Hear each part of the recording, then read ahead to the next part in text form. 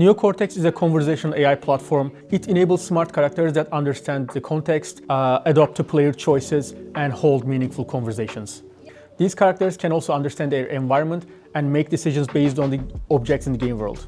Its node-based interface gives a clear overview of every character's traits and behaviors, making AI characters easy to manage across all game engines and platforms.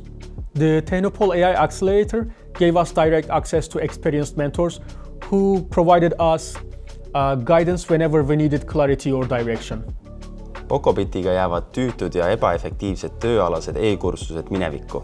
Meie platvorm aitab nii väikestel kui ka suurtel ettevõtetel koolitada oma töötajaid kaasahaaravate õppemängudega, mis parandavad töö kvaliteeti, ohutust ja nõuetele vastavust. Tehisintellekti abiga loob Pocobit ettevõtte olemasolevast õppematerjalist interaktiivse koolitussisu kõigest mõne minutiga. Nii muutuvad ka kõige kuivemad teemad praktilisteks situatsioonideks ja harjutuspõhisteks õppeteekondadeks, mis aitavad olulise info kiiremalt ja püsivamalt omandada.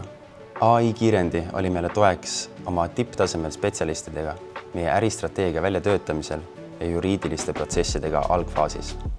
Teraviljakuivati operaatoritel puudub protsessist reaalajaline ülevaade ja see viib üle- või alakuivatamiseni.